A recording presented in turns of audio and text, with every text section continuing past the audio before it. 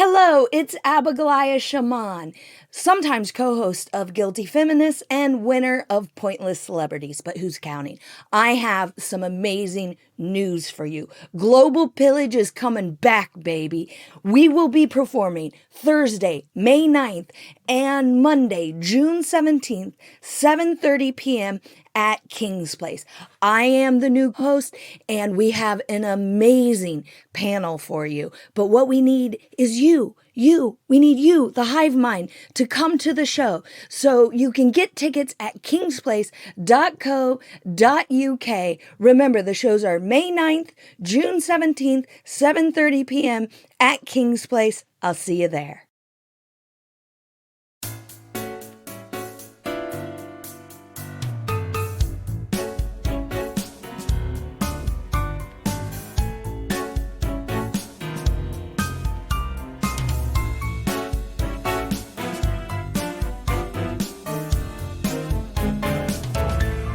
Hello, Guilty Feminists, and welcome to a very special Culture Club episode of the Guilty Feminist podcast.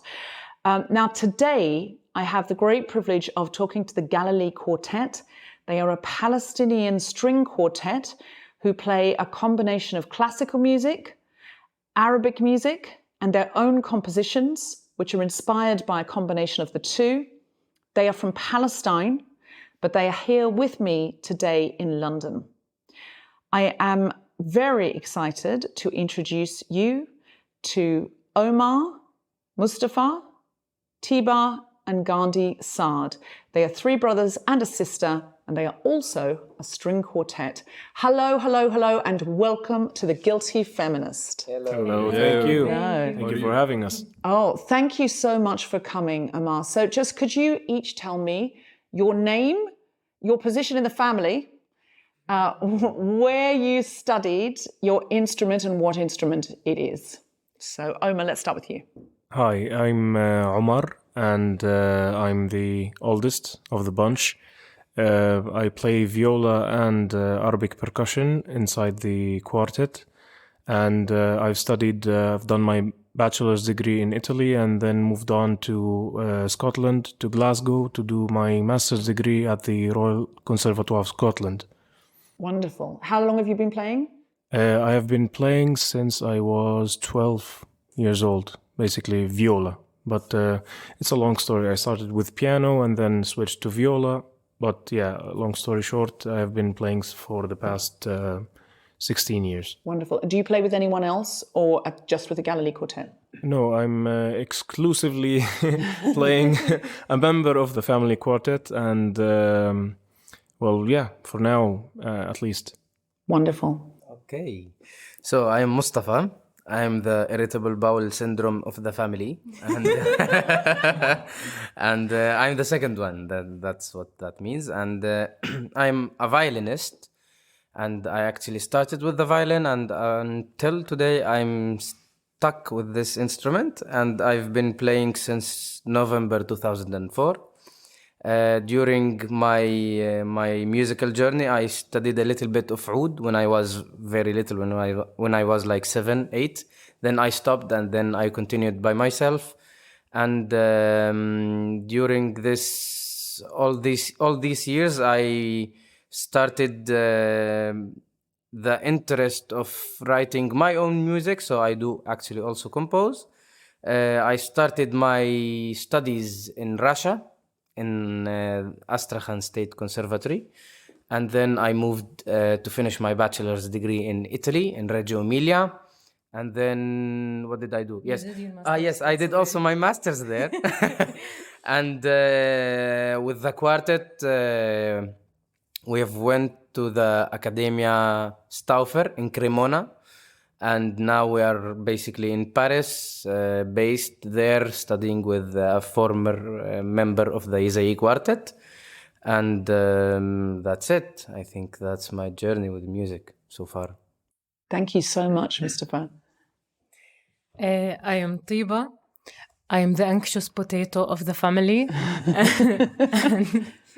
And, it's really how it is. And I play the cello and I sing. I didn't start with cello. and the Galilee Quartet is kind of my fault because when I chose to play the cello, Mustafa and Gandhi were playing the violin, and Omar had started already to play the viola, and our teacher told us that, if you study cello, you can become a quartet. And we're like, what is that? And that's how we got stuck here. Help! So basically, I did my bachelor's in Glasgow, and then my master's in Italy, in Reggio Emilia, and with the quartet in Cremona, an arts diploma, and now, as Mustafa said, we are in Paris Regional Conservatoire, studying with Miguel da Silva. Wonderful. And now to the youngest of the bunch. My name is Gandhi. I started my musical journey on the piano in 2006, and then I changed for the violin because it's nicer and it's more beautiful. I don't care what pianists say, but here we are. Or cellists. Yes, any cellist. We're going to get a lot of emails. Cello is the best. We all know it. I mean, to be honest, he represents himself. To be honest, cello is the most wonderful sound of the instruments, but it is also very heavy to take with you, and it's just a nuisance, you know. Anyways, so I started in 2007 playing the violin, so it's been almost 17 years, I would say. 17 years, yeah. And Very you're good only 24 and you've been playing for 17 years. Yes. Can you remember a time before the violin? A time before the violin, I have no clue. I think, I mean, in the family they call me a goldfish, like because I sincerely don't remember why. But what's your name? It's okay.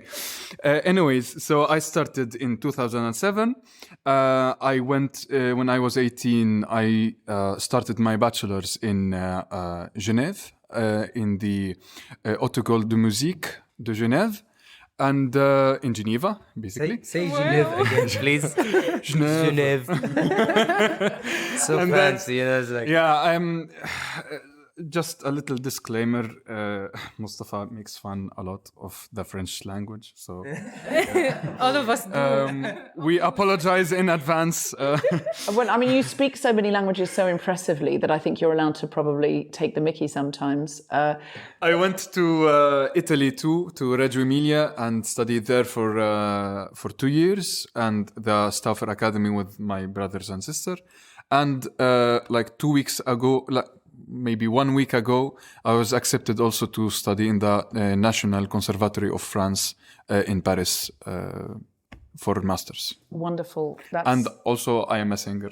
Yes. And you're a singer too, Tiba, aren't you? Yes. Which we'll hear some of later, hopefully, if we're very lucky. I met you in Geneva, in fact. Yes. In Genève. Genève. You and I met in Genève. We'll always have Genève. I met you at a United Nations gig. It was a gig or a comedy show about migrants, and you were in the audience, and you were there at the invitation of the UN, and we got chatting afterwards in the bar after I'd done the comedy and you'd done the watching. Yes. And then I found out you should have been on stage because you're a brilliant musician who was over there studying. And then you introduced me to your sister Tiba, who turned out to be a fan of the Guilty Feminist podcast. Actually, what happened was he told me about you, and then I started listening to the Guilty Feminist. And then I became a huge fan. Oh, so you're the reason she's a big fan. Yes, I had no I'm idea. her origin story. So I had no you can go home now. I had no idea, but like I lost my shit when we first met. Like I was so nervous because like this is someone that Gandhi met. So I shouldn't be nervous, but then I became this huge fan. What do you mean? I'm not that. I mean, you're my brother, you know. Like you introduce us to a lot of people, you know, and it's like I understand. And we met a few years ago before the pandemic. We met in London when you were studying after music in Glasgow. During the pandemic, in summer of 2021, actually. Wow. Yeah, so after I graduated. Yes, you graduated. Yes, Yeah. You were up in Glasgow and you were coming back through because you were going home. And you were going, I remember at the time you were going home to Palestine.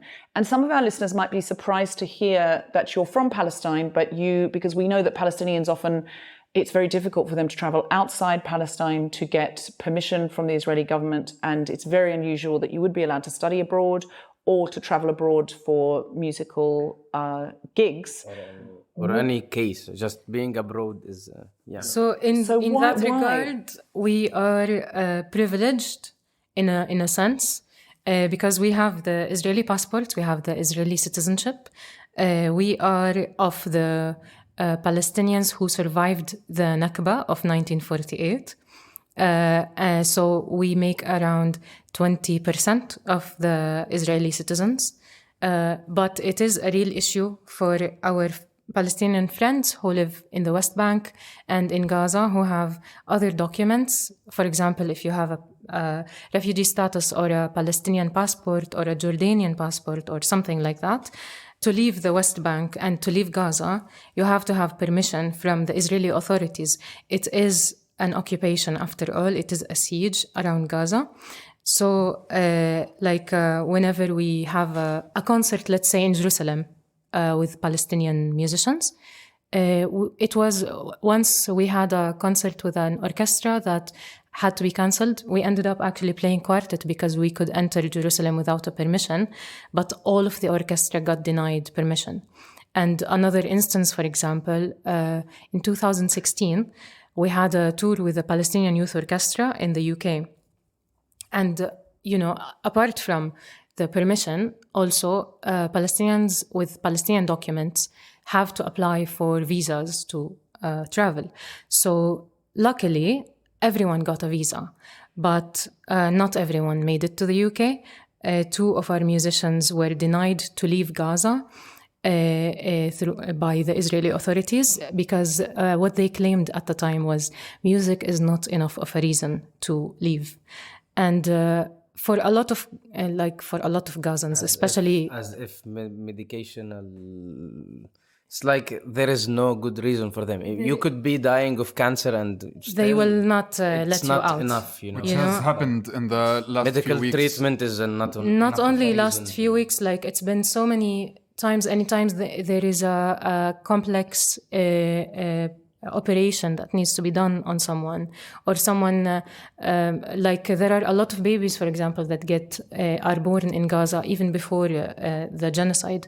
They need special care, and oftentimes their parents don't get to go with them. So this newborn baby is being sent without their mothers, to Jerusalem to be taken care of. And there are incidents where the baby dies or the mom dies because of the separation. So this has been an ongoing situation that it's not, whatever has been happening recently is not sudden. It's been a very long life of suffering for our people, and we have different situations. So we can travel, but our friends cannot travel freely. Might I add to that? I'm sorry. We are let's say the Palestinians that are being treated as Israeli citizens from the Israeli Authority and are being brainwashed basically to be the good servants of the state of Israel, because having Palestinians as a minority still in the state of Israel is a plus for them. That makes them diverse, that makes them more democratic, more human, let's say, in the eyes of all nations.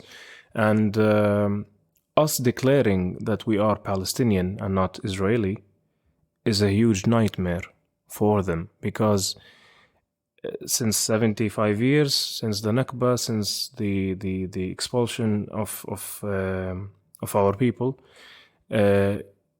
still there are people like us today, many people like us today, that still declare and that they are Palestinian, and still hold on to that fact, because as much as they have done and they will continue do, the fact remains that we are Palestinians. The documents do not say anything it's a privilege, but it's also a curse at the same time. We And are you're- third-class citizens. Like, we don't enjoy the rights that everyone enjoys under this citizenship. Like, for example, we cannot live in over 60% of the land. You know, Or it's so like we have inherited how to say inherited anyway. land from our grandpa. Grandpa, and we can't build can't build houses on on it. it because it's like you can't, you will ruin the nature. But in the same time, they have built like 4 or 5 settlements around our village. Kibbutzim, which they call them.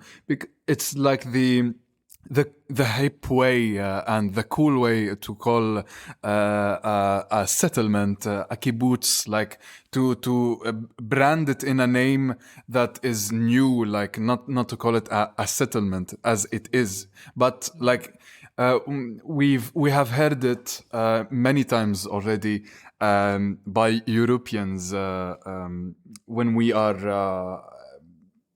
are talking we're discussing about like political things with different Europeans, and they're like, I know this Kibbutznik.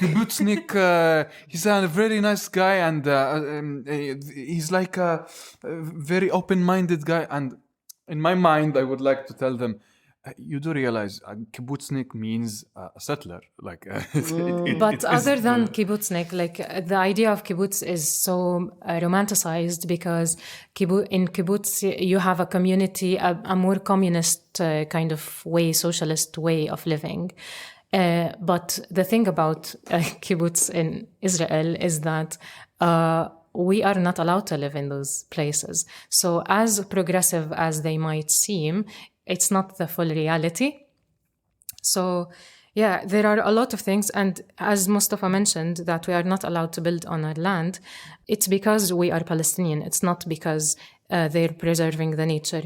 They are trying to actively stop our villages from expanding. Diminish, They don't want us to expand. They don't want our villages to grow. So our villages Would that be called like grow, greenwashing or something? like- no. No, maybe. that was, I think, a different but thing. also like another outrageous thing. I'm trying. sorry, yeah, I know you want to ask something new, but the most outrageous thing that can be that if me, Mustafa, a person that has, generations before him, I didn't come from anywhere. I didn't come from Europe. And our grandma is still alive. She had kids when there was no Israel. And she still remembers when there was no Israel. So it's When there were the British. exactly. But then it's like, if me, this is my land, if I accidentally, with my car, run over a dog or a cat, I would face much more harsh circumstances Consequences. from any settler actually killing me intentionally. Oh my God. Yeah. And this is a reality, and it has happened and many times. They would be declared as mentally unstable to not face any charges, and most of them go free. Just to clarify, you're Druze, and so you are a minority Palestinian religion / heritage. It is part of Islam, but it is a sect of Islam. It's a religion that is like 1,000 years old. Okay, I think it was made In 1017. Yeah, it came up, and it was open for a few years, and then who got in, who didn't get in can never get in, which means So I can't convert to Druze. nope. No, you are only And born if in Close shop. Close No, shop. it is like the pandemic. It's exclusive club. Druze are the most VIP religious The Soho club. House You know. of Muslim sect. But it's Yeah. so overrated. Like, Basically, I mean, some people would say that about Soho House as yeah. well. Come on. Basically, you are born Druze from a father and a mother that are Druze, and otherwise you're not. So basically, even the books, the religious books, are handwritten until this day, and it has never been printed, they are copy sold printed. out in a very, very high quantity of money. That's Like not. if you want that book, you're gonna As we pay said a lot. before, it is a very exclusive VIP religious. Yeah. True. Rolls But, Royce. we don't know anything about, like, we cannot We are fairly ignorant about what the religion is talking about You because can't read the books. Yeah, you the can't afford. irony. The irony of the Because- system. I've seen a flaw in the system. I mean, they are not not only banned because- books, but No, I mean, no. But it's like because of the they price. have certain rules. rules. They have- The rules Right. are very We don't strict. qualify. Even the rules are very strict even for Druze people that are not religious. So that might bring us to our first piece of music. What are you going to play for us? Okay, I should be talking. Yes. probably. I mean, you wrote them. Okay. Mustafa, fill us in. So it's called esordio. Esordio in Italian means debut or Debut, a beginning. a beginning. So it's like a beginning, but a fancier word for a beginning. And Trust the Italians. Yeah, I was like, I need a special word for it because it was written when I just moved to Russia. I was 19 or 18, 19. And it was the first thing I did when I got there and I got the computer and then I wrote a piece that it was like my beginning in that country. And we usually perform this piece everywhere we go, everywhere we play for the first time as a beginning of a new thing, a new connection with the audience, with the people that are gonna hear this piece. So this is gonna be Esordio, and I hope you like it. If you don't like it, just It's your problem. or just imagine a world without. No, this you know, piece. you would love it. Mustafa is a fantastic composer. Oh, thank you. Excellent. Well, An amazing violinist. well, welcome to the Guilty Feminist. This is your beginning here, and we look forward to hearing this piece very much. Our pleasure. Thank you.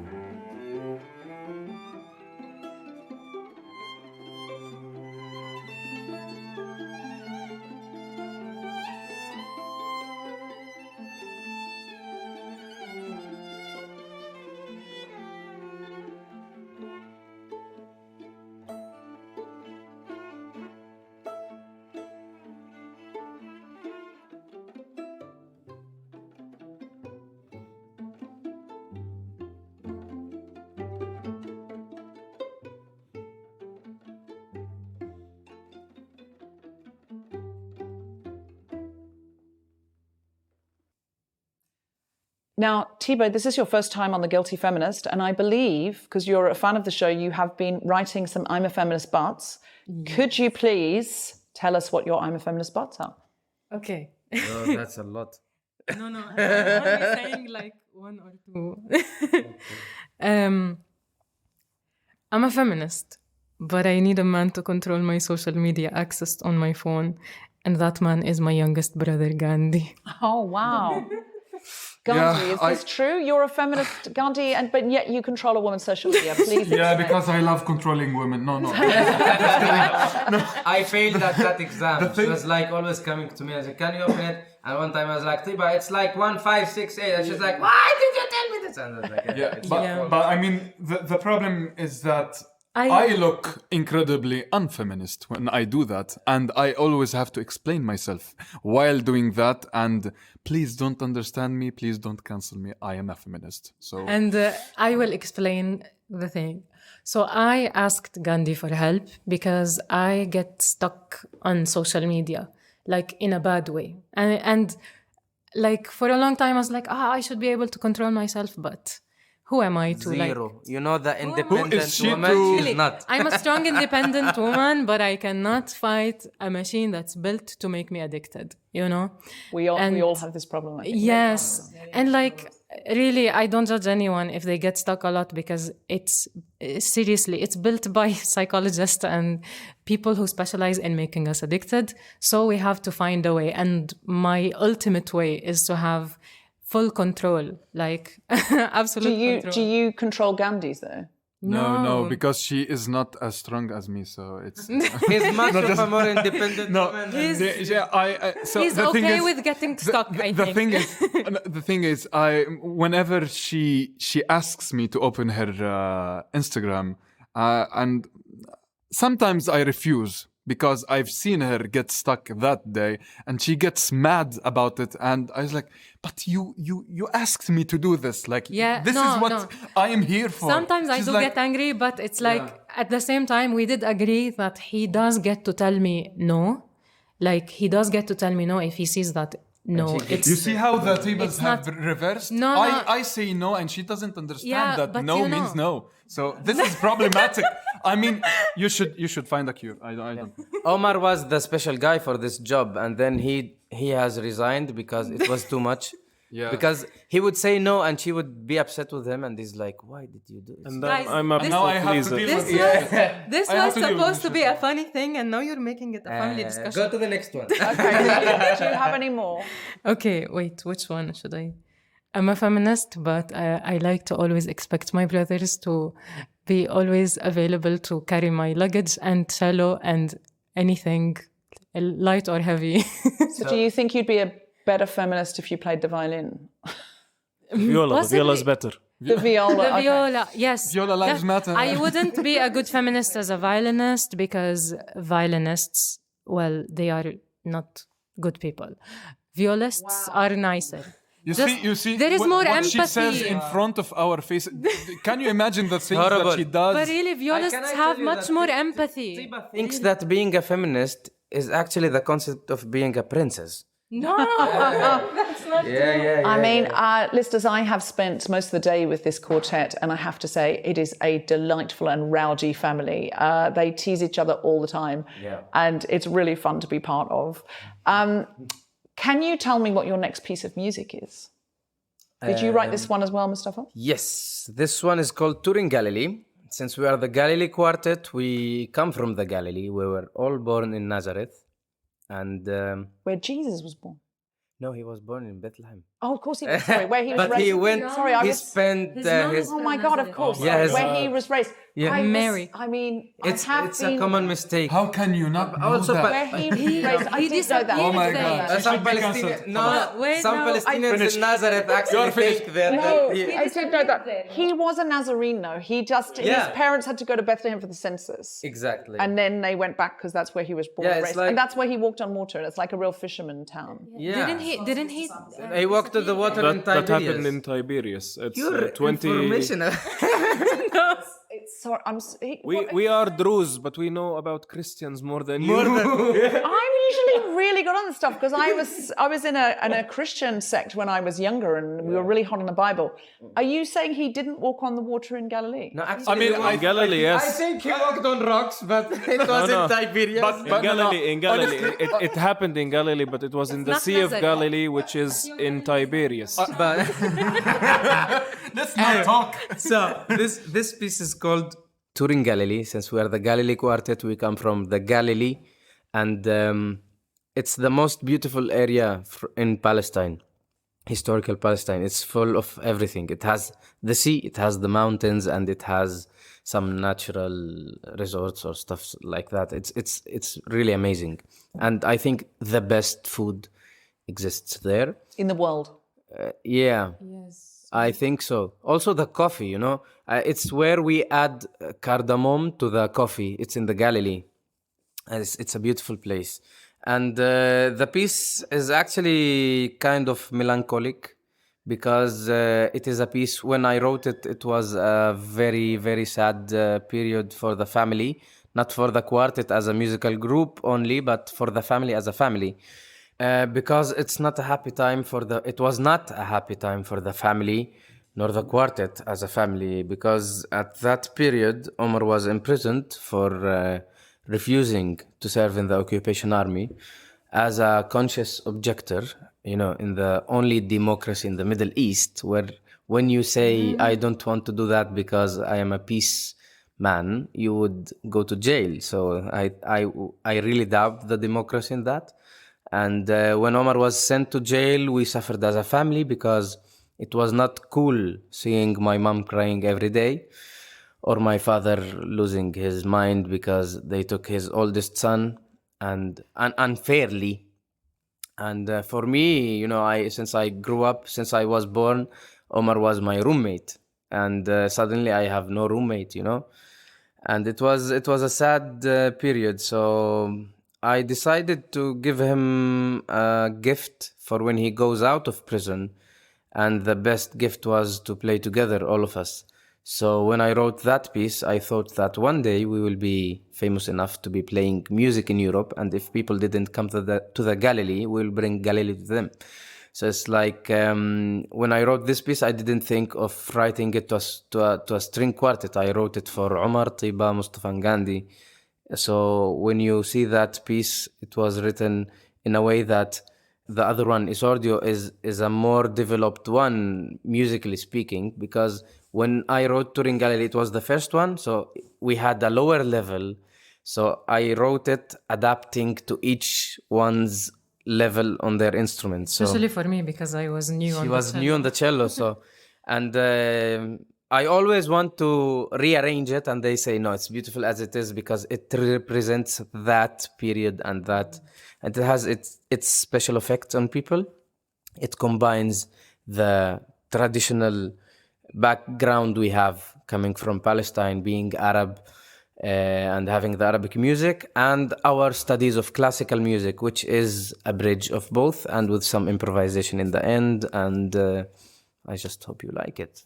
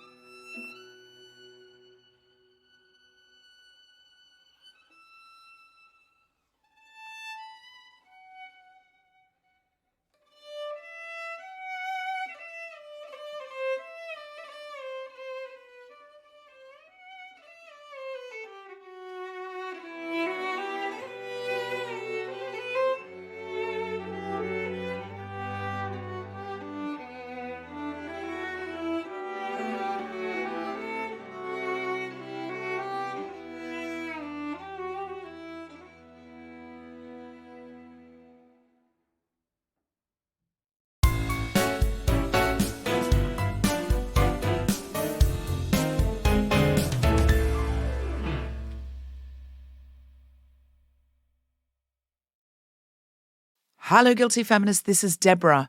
Our tour Down Under begins, and we can announce our amazing co-hosts for these shows. On the 11th of May in Auckland, the 14th of May in Wellington, and the 15th of May in Christchurch, I am going to be co-hosting for the first time with the incredible stand-up comedian from Aotearoa, Michelle Accord. I know she's huge in New Zealand and a massive feminist, and I'm very, very excited. We tried to work with her before, and her daughter very inconveniently gave birth that night.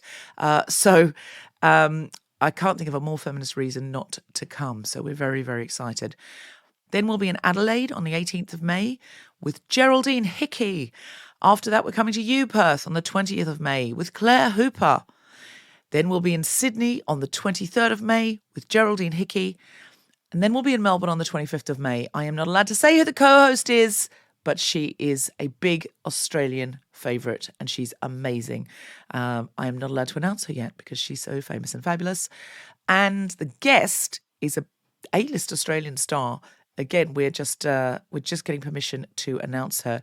So I would recommend, if you're in Melbourne especially, our tickets are going fast everywhere, but I would recommend if you're in Melbourne especially, you get your tickets now before the announcement is made, because you are going to want to see these people. And we also have some incredible activist voices and other special stuff going on.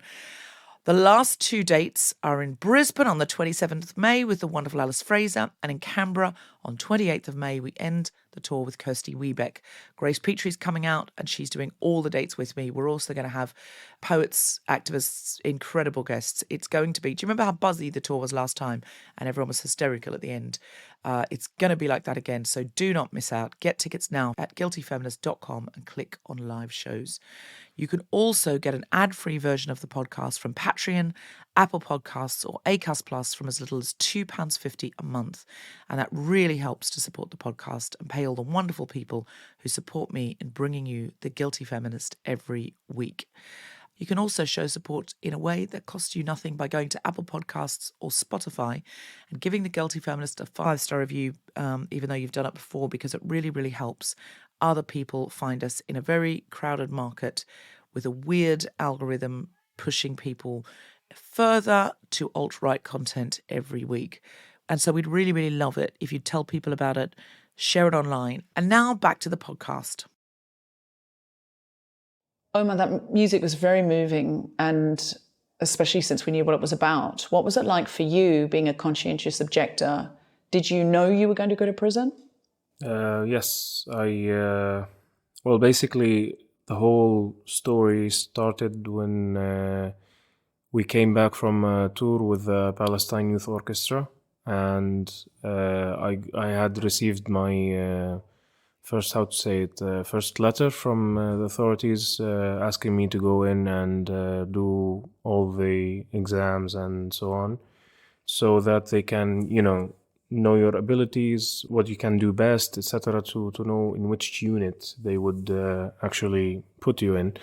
And I had refused to go there, and we started, my father, studying social political studies and philosophy. He was a very good mentor for these types of situations where he would pretend, for example, to be, a militant, an officer, interrogating me and asking me why I wouldn't go, and, So you role-played with your father? Yes, basically for a long time. And him and my mother, they raised us all to be part of the Palestinian people. And we were never, denied our origins and our beliefs in us being part of this Palestinian cause. So, what was it like when you were arrested? Basically, we went there as a family. We went there as musicians. We went there as a group, as a string quartet, and we played in protest in front of the recruitment office. We were accompanied by many friends, less family members, because our family, like my mother, father, and us siblings, are let's say, in a different, we represent ourselves. And being, believers of this narrative that we are Palestinian and we should stick to our origins, is different than many people that surround us, So we were there with many friends and not family. Friends that we chose as our own family, let's say. And we played in protest, and I had read a letter that I've written to the Prime Minister and the Minister of Defense at the time, and turned myself in, basically, because they give you the choice. Either you go there, turn yourself in, or they leave you, as a person that is trying to escape military service. So they can leave you for years. And then just arrest you at any point. And then, so you're denied from going to school, you're denied from going to university, you're denied from leaving the country. And your life is basically, stuck in one point. And at any point during the day, during the night, on the street, in your home, whatever, they can come and arrest you for that. So. And you were arrested how many times? How many times did you have to go back to jail? Because you go for a short time and then you're released, and then they say now you have to go, and then you go back into jail, and then they say now you have to go, and they're trying to wear you down. But you weren't worn down. How many times were you arrested? I turned myself in 7 times. 7 times. Yeah, I went there and refused 7 times, and they told us that after 100 days spent in prison, you can apply for a conscientious objector, committee. Mm-hmm. So you go there, you apply for it. They have their reasons, to believe or not, or to grant you this meeting with the committee, on which they will decide to give you, an exemption based on your conscience. But you have to do 100 days in prison first before. First, you have to do 100 days in prison. And then when you do have that meeting, they have ridiculous questions like, are you vegan?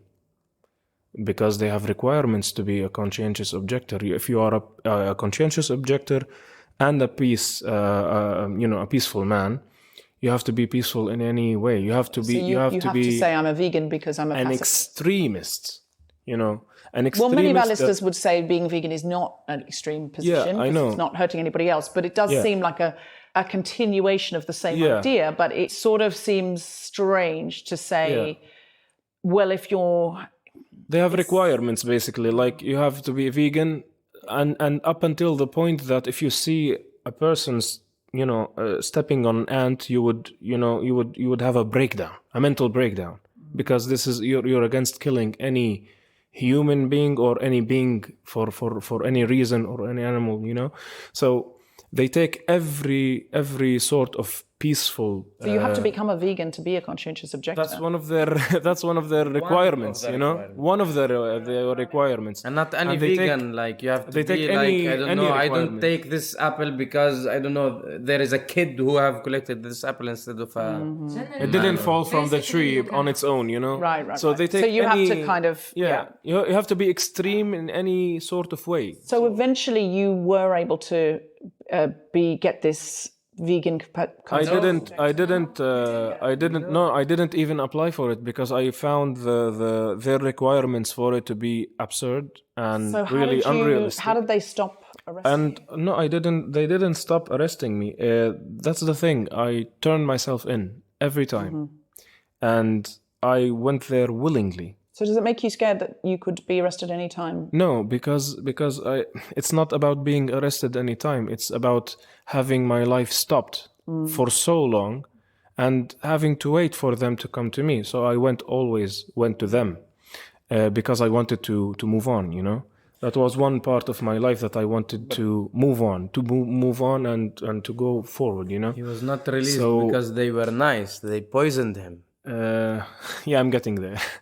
So after 7 times, on the 7th time in prison, they poisoned my food and they denied me medical treatment for 3 days. On the 4th day, I arrived to the hospital after convincing them to take me to the hospital. She's blacking out. Well, I arrived to the stage that I couldn't stand up. They would carry me, my cellmates would carry me around, from one place to another, to breakfast, to lunch, to go back to the cell, sometimes to the bathroom, because I couldn't even stand. And on the fourth day, I arrived to the hospital with 1 hour to live, because I had a liver infection. My liver got bigger. Basically, it arrived to 20 centimeters instead of 16. And I had water in my lungs. My blood got thicker, and it was a very horrible situation to be in. And the doctor said that if I had arrived 1 hour later, I would have been dead, basically. Goodness me. Or even if he arrived at the same time but didn't insist on getting an antibiotic pill before going, he would have also arrived. It's a long story. Like I don't really want to dive into details because we don't have a lot of time. But basically, doctor said that any other person would not have survived 1 day in my conditions, and because they didn't know which type of hepatitis was it. It wasn't A, it wasn't B, it wasn't C. It was something in the liver that they didn't know. It was something out of their control, basically. So I'm so glad that you survived it. It must have been terrifying for your parents and the rest of your family, and for you. I'm glad you're here, and I'm glad you were able to come out and play that beautiful piece of music with your brothers and your sister. Can I add one little thing? I will translate, because Umar has this pride that he never admits to being, hurt or really feeling bad. And when we saw him in the hospital, he was feeling well. The doctor that saved his life was a German, Jewish guy. And the words that he described in Hebrew to us, to Umar's situation, was Al-Saf Krisat Ma'arakhot, which on Google Translate goes to like on the brink of system collapse. So that's how far it has got his situation in prison. And that's, in the same time, we don't want to say that it was really cool, because when even he got in the hospital, I've heard this sentence when the special, I don't want to say their names, came to say to the doctor of Umar, okay, we have now to move Umar from Haifa to Tel Aviv hospital. And the doctor said, no, you can't, because he will die on the way, because he is in this He's condition. in intensive unit. He was in intensive care unit for 3 days. Yeah, and it And was they wanted crazy. to move him They from wanted the to move second him, day. and the doctor said, if you take him out of this room, he will die on the way. And actually, when Umar heard that, he realized how bad the situation was, because no one have told him. And and he wanted to fight, because we actually had to almost physically get into fight with the officers, police, with the special units. Yeah, they came in special units with the bodybuilders, and we had to, me and my father had to really fight and actually go to death situation, or you go out, or we are gonna fight until death. I mean, because I'm not imagine- gonna lose my son, or I'm not gonna lose my brother, just because you are a stupid person that wants to take him out of this prison because your superior said that. Let me call your superior, tell him to come here so we can talk, because the doctor says you are doing an illegal thing. You are literally killing him. So that's how Omar got his I mean, that's extension. how he got into the hospital in the first place. It was poison. And, it's at the time, sorry, my mom. Yes, we have to talk about it, man. It kills us. At the time, I didn't realize the gravity of this, because Omar is my older brother. I was 15 at the time, but he was 18. And now, as a 25-year-old, I look back and I think he was a child. He was 18. How do they feel okay with imprisoning an 18-year-old and poisoning an 18-year-old? And you know what got him out? Mustafa and my dad and the whole family, we organized a campaign for the media for Omar, and Amnesty got with us. We had a campaign with Amnesty International. We were protesting so many times. Like we used to go on the mountain next to the prison. When Omar was in the hospital, we also arranged a protest outside, and we were always trying very hard to show the world in the media. And a very big thing for Israel is the media. So they realized, I think, that it made them really look bad, and it would make them look worse if he dies. And so freeing him or releasing him didn't come because they care about him or that they have any kind of integrity or respect because for they were human losing. rights. They were losing they were the starting media, to lose. you know, Imagine being so threatened by a conscientious objector who is 18 years old. 18 years old, who is saying, I would not want to participate in your war machine. I would not want to fight my brothers and sisters. And putting some guards outside of his room in the intensive cares unit in the hospital With rifles. with rifles outside as if he is some kind of a terrorist. So, Or a criminal, you know. or a like, criminal. Is His this own peaceful person? his only crime, and I would say this with a grain of salt, his only crime was not wanting to be a killer. Thank you so much for sharing that with us. I know it must be painful to go over that ground. It's very eye-opening, and it will be for many of our listeners, and it's something that we need to consider. Next time you come back on, Tiba, I know you want to talk about democracy and about how a democracy might work, and that for a democracy, everyone needs to be political. You want your citizens to be political. And so we'd really love to get you back over to do a live show with an audience and for you to play live, and we will also record it, and we can talk more then about democracy and about the way that you as young Druze musicians are allowed to leave, and what kind of advocacy you can do with your music and your stories and your truth. And I know that our audience would love to come out and see that. Will you come back and join us again? Of course, we would Be honored. Thank you. Be an honor. Thank you. Could you tell us what your final piece of music is for the podcast today? Okay, so the final piece is a song. It's a lullaby sang usually by Palestinian women to their children. And to tell it in short terms, it's a lullaby about resistance, saying that we would rather fight and resist and not live under occupation or humiliation. Mm-hmm. You told us before that your grandmother remembers the Nakba. Yes. She remembers a time before the Israeli state. Did she sing this to you when you were children? Did your mother sing it to you? Have you heard this song in your own home? Actually, our mother. I still remember this song sang to us by my mother, and up until this day, if I do hear it from my mother, I start crying because it's the only voice that moves me actually, and it takes me back for let's say more peaceful days of my life. No, we're not. We're talking about yes, Yom al Hawa. You were little Tiba. I'm sure this will move us, so get your tissues ready, listeners. And it's called Yumma Muel al Hawa. What does that mean? Yumma Muel al Hawa. How do you explain that? Incredibly untranslatable. It's an untranslatable word. Well, I'm sure the language of music will... Yuma means mom. Muel al Hawa means... It's I don't want even to start explaining it. Yeah, sometimes I think hearing it will... We'll feel it. We'll feel it in the music.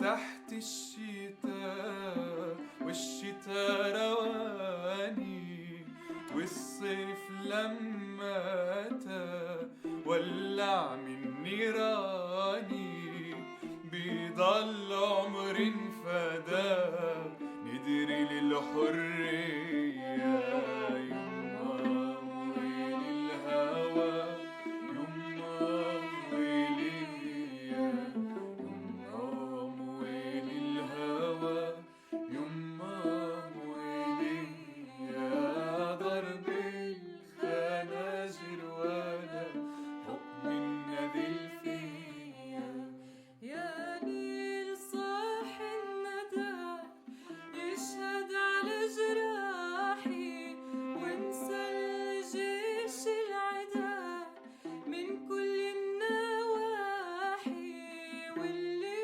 شاف الرياضة عم يتعلم بيها يما ويل الهوى يما ويلي يما ويل الهوى يما ويلي يا ضرب الخناجر ولا حكم النذل فيا بارودة الجبل على نيل العالي مفتاح درب الأمل والأمل برجالي يا شعبنا يا بطل أفديك بعيني يما ويل الهوى يما ويلي يما ويل الهوى يما ويلي يا ضرب الخناجر ولا حكم النذل فيا يما ويل الهوى يما ويلي يما ويل الهوى يما ويلي يا ضرب الخناجر ولا حكم النذل فيا ضرب الخناجر ولا حكم النذل فيا. Is there any way, if our listeners are moved by your story, Oman, want to know more about it, is there anywhere that they can hear or see more about your experience?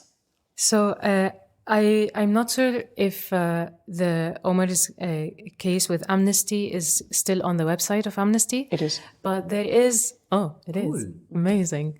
We're gonna be with Amnesty in a few days, actually, in really? Paris. Yes, Yeah, actually. Amnesty France. Yeah. There is a movie, a documentary made by our dear friend Karim Dridi called Galilee Quartet.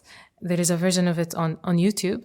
And this movie or documentary follows the journey from when Omar announced himself as a conscientious objector up until he first turns himself can in. see him So you can see actually- our concert protest basically. So this is one way to know some of the story. And we can find that on YouTube under Galilee Quartet. Yes, we will give you the link. Wonderful. And we can put that in the show notes. And also in the show notes, we can put links to your socials or if anyone would like to book you for a concert. Are you at Galilee Quartet on Instagram? Yes. Yes. We are new and we are cute, but our- we are planning to expand Our profile on Instagram hasn't been updated in a while. But you are, I believe, doing new clips and putting them up there. Hopefully, yes, we will So update. give them a follow. There'll be new clips soon. I'm sure many, if not all of our listeners have been watching the horrors in Gaza unfold with a great deal of sadness and sometimes a desperation as to what we can do to help. Is there anything you would like our listeners to do? I think the only thing that we can ask is for more pressure. Whatever you think that you are doing and it is not, being effective, it is being very much effective. Boycott, divestment and sanction, and talk about it as much as you can. Ceasefire now. and stop this genocide. We deserve to live. We are full of culture. We are full of potential. We are full of talent, and all Palestinians are. And we are just lacking opportunity. So be our opportunity and cease fire now. And look out for whenever you vote, you could learn a lot about foreign policy. If things don't affect you directly, they affect other people. We were aware about the Biden administration. We were aware about politics in the UK, in different parts of Europe. We are always aware before someone gets elected, whether they support Zionism or not. Yeah, if you want to elect someone, ask your Arab friends. Yes, basically, ask your Arab friends. This person will advocate for killing us, and this one will not. So, Yes, you could be literally saving lives by being political. And if you are not political, I am sorry to tell you, you are not being part of a democracy. So if you care about democracy, be political. Thank you so much, Omar, Mustafa, Tiba and Gandhi, the Galilee Quartet. It's been a privilege and a pleasure to talk to you today and to hear you play. It's been an honor. Thank you. Thank you.